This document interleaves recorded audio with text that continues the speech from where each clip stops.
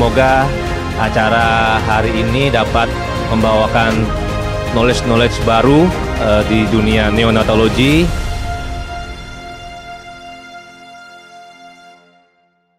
Assalamualaikum warahmatullahi wabarakatuh. Selamat siang, yang saya hormati Profesor, Dokter, mayoritas kayaknya di sini semua senior saya ya. Jadi mungkin yang lebih muda dari saya mungkin hanya di mana ya, ini doang kali ya. Yang lainnya mohon maaf para senior saya. Saya hari ini akan membawakan tentang nasal HFO.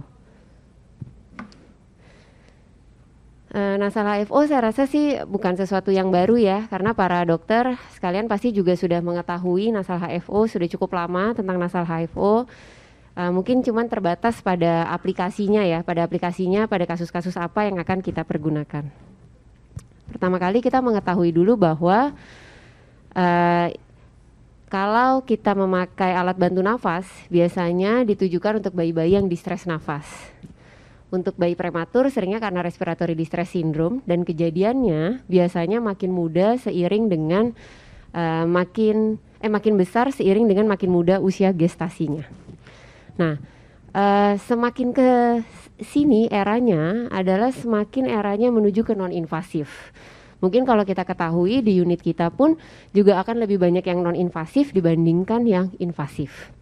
Nah, kalau kita mengetahui tentang step ladder dari non-invasif ventilasi, maka sering sekali kita mendengar terminologi NIV gitu ya. Oh iya, bayinya gagal CPAP, kemudian NIV gitu ya. Nah, kita harus mengetahui bahwa seluruh dari ventilasi non-invasif tersebut adalah NIV. Nah, masalahnya adalah NIV yang mana gitu ya. Kalau step wise-nya yang paling rendah kita tahu adalah ada high flow gitu ya. Kemudian naik ke atas ada CPAP, kemudian ada yang disebut dengan CPAP plus, yaitu bisa golongannya adalah NIPPV, ada bilevel CPAP, dan yang selanjutnya ada nasal HFO. Ini sebelum dia intubasi. Nah, kalau kita melihat pembahasan tentang ventilasi non-invasif, untuk yang terbaru gitu ya, jadi ada 5 mode, jadi mode kelima adalah yang high frequency, yaitu ada nasal high frequency oscillator ventilation, ada nasal high frequency jet ventilation. Terus terang kalau saya ditanya tentang NHFJV, saya pun juga nggak tahu. Saya cuma bisa pernah ngeliat bendanya di Australia dan saya juga tidak mengerti cara pemakaiannya. Tetapi yang sudah biasa kita gunakan adalah nasal high frequency oscillator ventilation. Ada lagi yang selanjutnya mode ke-6, yaitu adalah NIV NAVA yang hari ini tidak kita bahas. Nah, prinsipnya mau apapun NIV yang kita pergunakan, kita meminimalkan untuk terjadinya injury, yaitu barotrauma, volutrauma, atelektrauma gitu ya. Kita mengupayakan supaya bayi tersebut tidak diintubasi dan kita menurunkan dari work of breathing dari pasien-pasien tersebut. Jadi itu prinsip dari ventilasi non-invasif.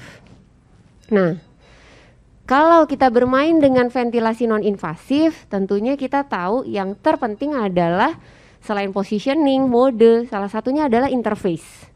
Interface yang kita gunakan tidak tepat, maka ini akan mengganggu deliver dari mode yang kita berikan kepada pasien.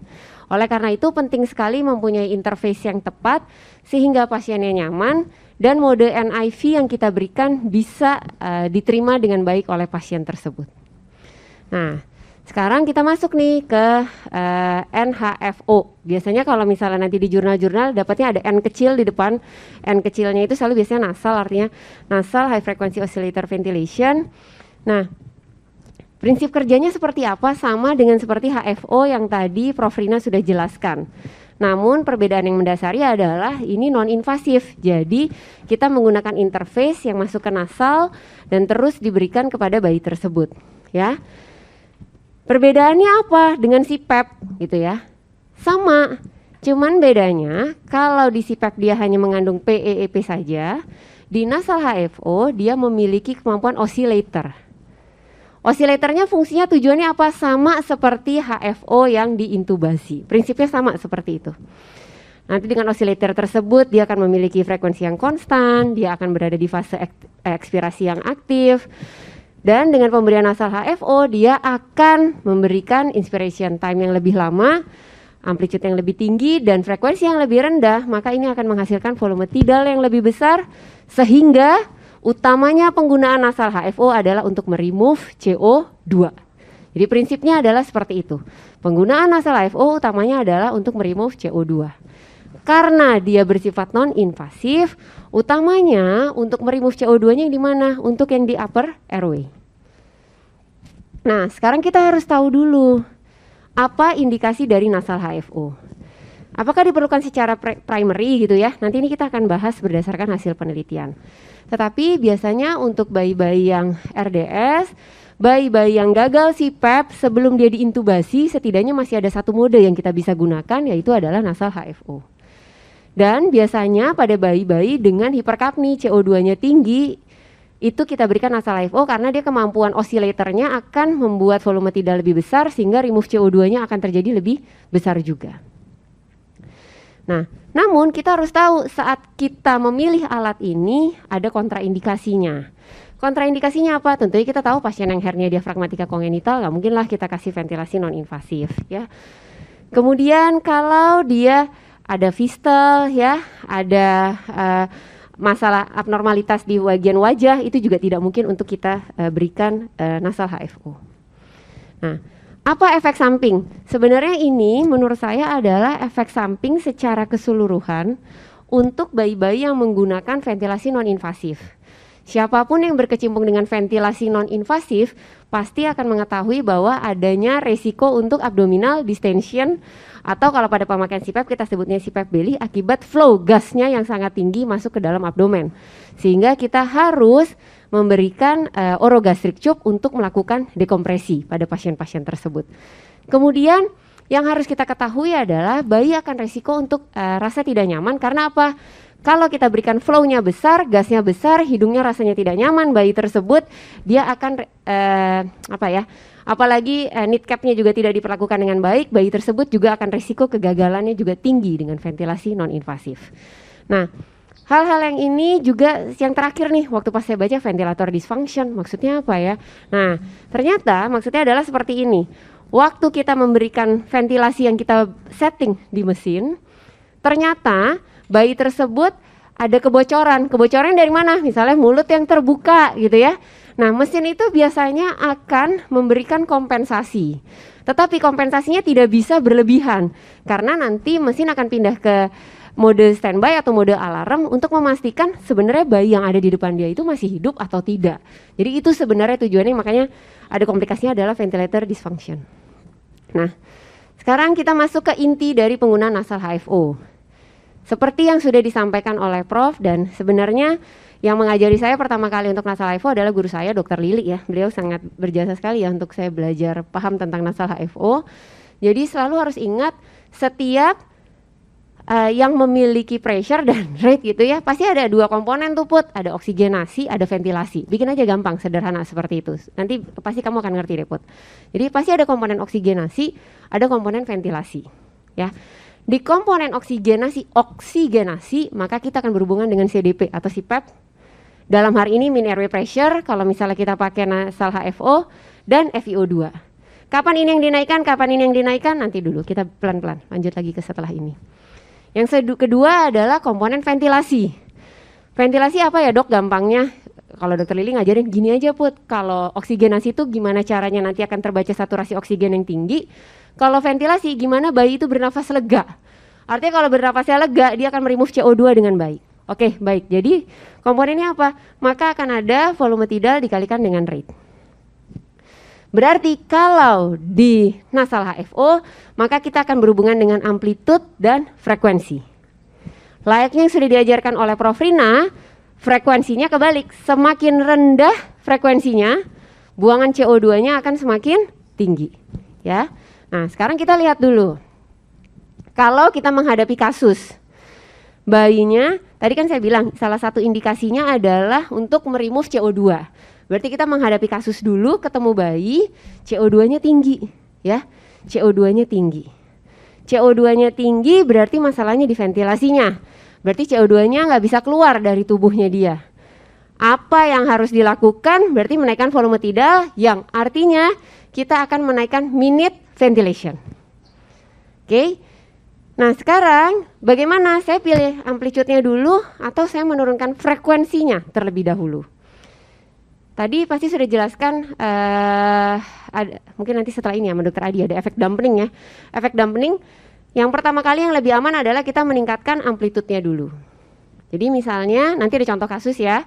Nanti misalnya kita dapat CO2-nya tinggi, klinisnya pasti ada retraksi, pasti. Kalau CO2-nya tinggi pasti ada retraksi, CO2 kerendahan, akan hilang nafas spontan. Begitu dapat CO2-nya tinggi, naikkan minute ventilation, maka kita naikkan amplitude dulu. Nah, tetapi kalau amplitude-nya sudah terlalu tinggi, berarti pilihan yang selanjutnya adalah kita turunkan frekuensi. Tapi kalau ternyata CO2-nya tidak ter-remove, berarti paru-parunya masih kolaps.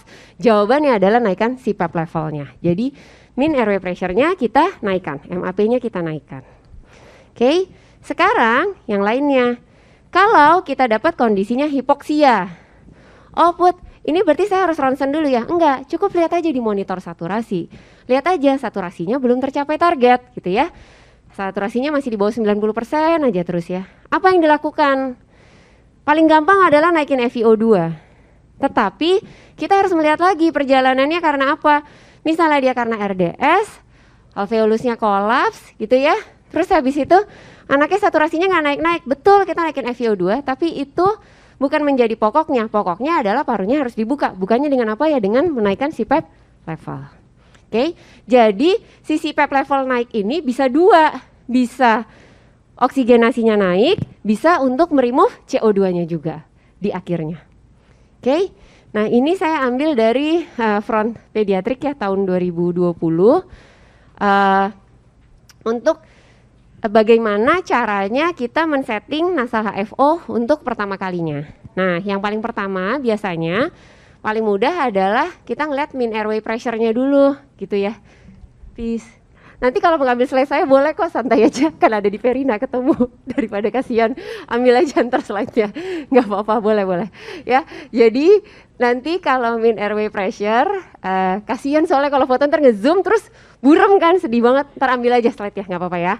Nah jadi yang pertama kali misalnya kita lihat dulu pendekatannya dua, setelah ekstubasi atau dia gagal CPAP. Kalau dia untuk ekstubasi, maka dokter-dokter sekalian lihat waktu pakai ventilatornya MAP-nya berapa. Nanti naikin 2-3 di atasnya. Contohnya, misalnya saat kita mau ekstubasi, MAP pasien tersebut terbacanya sudah 7 gitu kan. Bisa naikin 2-3. Biasanya saya tidak pernah mulai di atas 8. Maksimal saya akan mulai dengan nasal HFO itu MAP-nya 8. Itu udah maksimal biasanya. Untuk mulainya ya. Kalau menaikkannya boleh sampai 10 cm air. Oke, nah bagaimana kalau saya memakai karena dia gagal CPAP? Tadi gagal CPAP pakai berapa? CPAP 8. Ya berarti saya akan mulai dengan MAP-nya juga 8. Ya. Nah, bisa dinaikkan sampai berapa? Sampai 10 cm air, kepustakaan yang mengatakan. Lebih dari 10 cm penelitiannya belum ada. Gitu ya. Kemudian, kapan saya naikin MAP-nya? Bila oksigenasinya, saturasinya belum tercapai. Jadi silahkan dokter naikkan MAP-nya.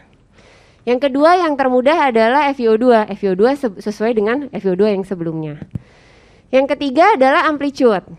Amplitude gimana mulainya? Jadi macam-macam masing-masing alat kan beda ya amplitude-nya ya, nanti beda-beda. Tetapi untuk amplitude yang rentangnya luas, maka pakai MAP-nya amplitude-nya 2 kali dari MAP. Jadi kalau misalnya tadinya 7, mungkin bisa pakai 15 atau pakai 20 gitu ya. Nah, bagaimana untuk frekuensi? Beda-beda setiap alat, tapi rata-rata merekomendasikan 6-8 kita akan mulai. Kalau CO2-nya masih tinggi terus ya frekuensinya pasti akan diturunkan.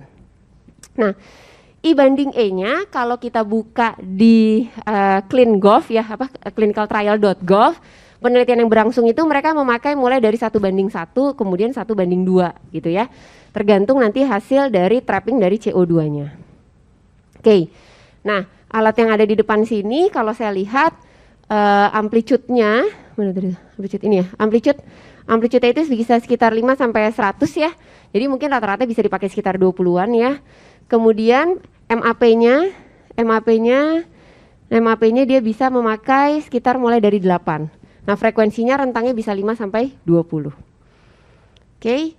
Nah, bagaimana kalau alat lainnya yang tersedia? Mungkin yang biasa kita pakai yang ini ya. Kita akan mulai CPAP-nya biasanya mulai dari CPAP 8 maksimum sampai 10. Amplitude-nya nggak bisa kita lihat seperti HFO yang diintubasi. Karena kalau HFO yang diintubasi, wiggle-nya kita akan lihat di dada. Sementara untuk yang non-invasif biasanya dia berhenti cuma di leher. Itu pun syukur-syukur, kadang-kadang mulutnya kebuka, lehernya juga nggak getar itu anak ya. Jadi agak susah untuk kita melihat sampai ke dada. Frekuensinya biasanya di sini mulai dari rekomendasinya dari 10. Nah, kalau bagaimana kalau merek yang lainnya lagi? Ya sama, rata-rata amplitude itu 2 sampai 3 kali dari MAP yang kita setting. Oke. Tadi itu settingnya, sekarang kita bahas hasil penelitian, baru yang terakhir adalah kasus. Kegunaannya, tadi saya katakan dia akan meremove CO2 dengan lebih baik. Ini penelitian cukup lama ya, tahun 2013, dilakukan oleh Amit Mukherjee ya. Jadi dia membandingkan frekuensi yang tinggi dengan yang rendah. Ternyata frekuensi yang makin rendah, remove CO2-nya akan lebih tinggi. Benar ya? Sesuai dengan tadi teori yang HFO yang intubasi. Kemudian ini ada meta-analisisnya tahun 2019. Dia mau melihat penggunaannya untuk bayi-bayi yang prematur. Ternyata di sini dilihat ya ada efek protektifnya. Efek protektifnya untuk kejadian intubasi dia efeknya protektif, dan kemudian untuk remove CO2-nya juga dia protektif. Dari hasil meta-analisisnya didapatkan nasal HFO secara signifikan dia mampu meremove CO2 dan mengurangi intubasi dibandingkan pasien yang hanya memakai nasal CPAP ataupun bilevel PAP. Nah, tetapi saya mau melihat kita membandingkan metode yang digunakan nanti di slide-slide yang berikutnya. Kita lanjut dulu aja ya dengan hasil penelitian. Ini tahun 2019 ya untuk melihat pemakaian nasal HFO pada pasien-pasien yang RDS. Dibandingkan antara nasal HFO dengan nasal CPAP gitu ya. Kriteria inklusinya untuk bayi prematur 30 sampai kurang dari 37 minggu. Untuk melihat keamanannya, mau melihat apakah ada risiko IVH-nya jadi lebih hebat ya, pakai nasal HFO gitu IVH-nya jadi lebih hebat atau tidak. Ternyata jawabannya tidak ya. Kejadian IVH-nya tidak berbeda bermakna. Kejadian IVH-nya berbeda bermakna, justru lebih tinggi pada kelompok yang nasal CPAP dibandingkan dengan nasal HFO. Lama penggunaan ventilasi mekaniknya dan kegagalan untuk jadi diintubasi lebih tinggi pada kelompok yang CPAP dibandingkan nasal HFO. Tidak semua penelitian ini mencantumkan setting yang diberikan. Jadi kalau saya nggak tulis di sini berarti artinya di penelitian tersebut saya nggak ketemu settingnya berapa. Nah, ini sekarang kita lihat ya penelitiannya ini tahun 2022 ya, 2022 untuk inisial terapi pada pasien-pasien yang respiratory distress pada bayi yang prematur dengan RDS ya. Nah, ini yang harus kita lihat nih, nasal HFO-nya dibandingkan dengan bilevel PAP. Mean airway pressure nasal HFO-nya 8. Bilevel PAP sebenarnya PEP-nya cuma 5 dia pakai. Sesekali karena dia bilevel, dia ada PEP yang tinggi 9 kan dia akan direkrut.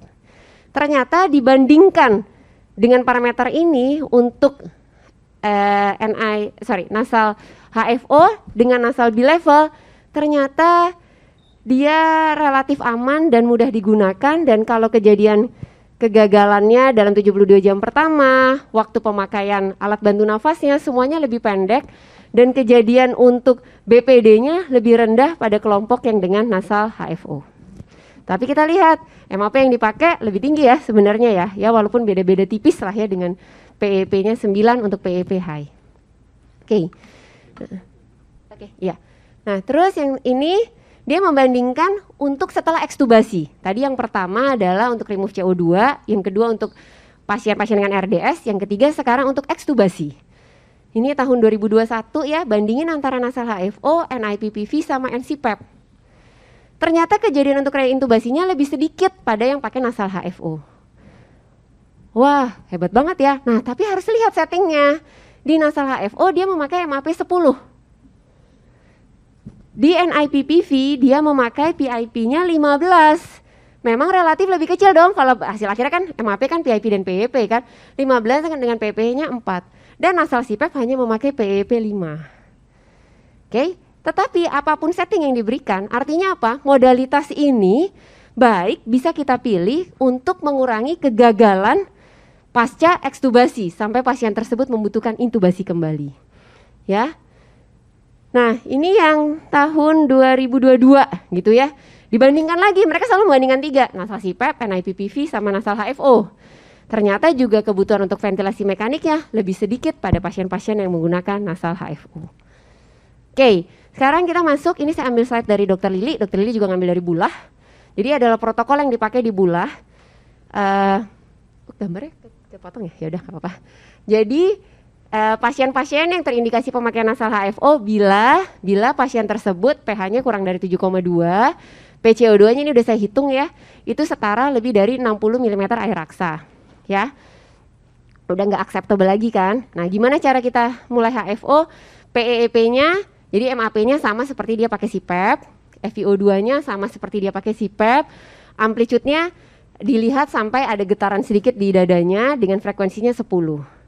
Kemudian dia memantau untuk monitoringnya, dia lakukan analisa gas darah dan mereka bisa memakai TCM ya, transcutaneous monitoring.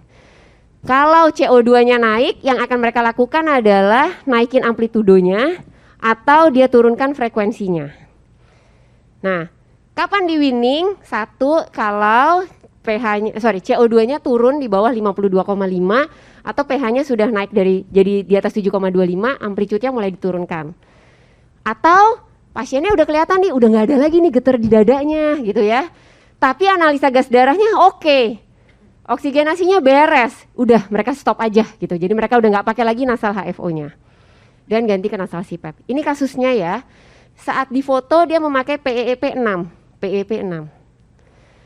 Dengan memakai PEP 6, fraksi oksigennya 60%, didapatkan analisa gas darahnya, ini kan dikali 7 ya, sekitar 77 ya, pH-nya 7,17, PCO2-nya 77, asidosis respiratorik. Sehingga diberikan nasal HFO anaknya. Sama-sama ya kita mulai ya, maka PEP-nya tetap sama ya, seperti sebelumnya. Amplitude-nya dia sampai dadanya bergetar sesuai dengan protokolnya, ternyata 10 dia bergetar. Frekuensinya sesuai dengan rekomendasinya dia akan mulai dari frekuensinya 10. Setelah diberikan ini, ternyata FiO2-nya bisa turun jadi 50%. Ya, pasien ini prematur ya, infeksi ya anaknya ya. Kemudian dengan hasil seperti ini, dengan pakai CPAP seperti ini 6, hasil analisa gas darahnya adalah seperti ini. Sorry ya, analisa gas darahnya yang di atas. pH-nya 7,12, PCO2-nya naik nih, jadi 80 lah ya, 7 dikali sekian ini 84 lah ya kira-kira. Akhirnya dibikin nasal HFO dengan setting seperti ini. Setelah disetting seperti ini, 1,5 jam kemudian dilakukan analisa gas darah. Ternyata pH-nya naik jadi 7,3. PCO2-nya turun jadi 49. PO2-nya 14 kali 7, 98, laktatnya sekitar 2. Kalau kita ngelihat seperti ini, pH-nya udah menjadi normal belum ya? Hampir ya. Tapi dia sudah di atas 7,25. PCO2-nya sudah di bawah 52,5. Berarti kalau yang seperti ini, apa yang kita lakukan? Di winning, apa yang di winningnya? Amplitude-nya ya. Jadi kita winning amplitude-nya dulu. Frekuensinya belum tentu kita kutak-atik. Begitu di winning amplitude-nya ke 8, maka diperiksa nih 1 jam kemudian. pH-nya 7,35. CO2-nya sekitar 35-40-an lah ya, sekitar 40-an. PO2-nya sekitar 84-an lah ya. Laktatnya 1,8. Bagus nggak sih? Bagus ya? Udah bagus. Gimana nih? Mau turunin amplitude atau balik lagi ke nasal CPAP? Nggak ada yang salah dua-duanya. Tetapi karena penurunannya sangat cepat sehingga pada kasus ini diputuskan dia kembali lagi ke nasal CPAP. Sekarang mau buktikan dong, dikasih nasal CPAP benar atau salah. Nah, dilakukanlah analisa gas darah 7 jam kemudian. pH-nya tetap bagus 7,32, CO2-nya juga bagus, dan FiO2-nya sudah bisa turun menjadi 21%. Jadi artinya nggak selamanya kita pakai nasal HFO, begitu dia udah perbaikan, silakan turunkan lagi kembali dengan cepat. Boleh satu lagi ya? Satu lagi, pasiennya dengan respiratory distress syndrome yang moderate, karena kita nggak boleh pakai untuk yang kasus yang berat ya. Kalau udah intubasi ya nggak bisa ya. Nah, jadi waktu pertama kali dia dapat pH-nya 7,17 gitu ya. pH-nya 7,17, PCO2-nya sekitar 56. Ya, sekitar 56 lah ya, hampir 60. Diberikan PEP 6, FiO2 45%. Setelah diberikan ini, pH-nya malah makin hancur. pH-nya 7,0, PCO2-nya sekitar 72-an. Ya, PCO2 72-an. pH normal atau enggak ini? Enggak, berarti dia ada kondisi asidosis respiratorik. Pada kondisi yang seperti ini apa yang kita kerjakan? Kita berikan nasal HFO, kemudian dia mulai dengan amplitude 8, frekuensinya 10. Kemudian dinilai nih 1 jam kemudian. 1 jam kemudian ternyata pH-nya baru naik dari 7,09 ke 7,12. Sudah 1 jam loh. Dengan PCO2-nya baru turun sedikit. Turunnya itu baru 7 kali 4, 67,2. Bertahan atau enggak? Jawabannya enggak. Dia naikkan lagi amplitude-nya. Dia naikkan lagi amplitude untuk meremove CO2-nya. Dan pasien ini pasti trennya perbaikan. Taunya dari mana? Karena kebutuhan FiO2-nya bisa turun. Karena kita tidak mungkin bertahan dengan FiO2 45% terus. Begitu dia dapat di usia 1 jam kemudian pH-nya naik jadi 7,22 dengan PCO2-nya adalah sekitar 50-an. 50 ya, udah di bawah 52,5 sehingga mereka patuh protokol, amplitude-nya diturunkan 8. Dan selanjutnya karena kisarannya masih sekitar hampir 50-an, maka tetap di amplitude 8, namun begitu PCO2-nya sudah jauh di bawah 52,5, mereka hentikan nasal HFO-nya dan kembali ke nasal CPAP. Jadi artinya dia cuma butuh berapa jam, tapi akhirnya anaknya nggak jadi diintubasi. Oke, saya rasa cuma itu yang saya sampaikan, bahwa nasal HFO itu sebenarnya sama kayak nasal CPAP, tapi dia mempunyai kemampuan oscillator sehingga dia akan meremove CO2 dengan baik. Dan ini merupakan salah satu modalitas yang bisa kita pilih sebelum pasien diintubasi. Jadi ada satu modalitas yang bisa dipilih sebelum dia diintubasi atau pada pasien-pasien yang post ekstubasi. Lebih dan kurangnya saya mohon maaf, saya kembalikan ke pembawa acara. Terima kasih.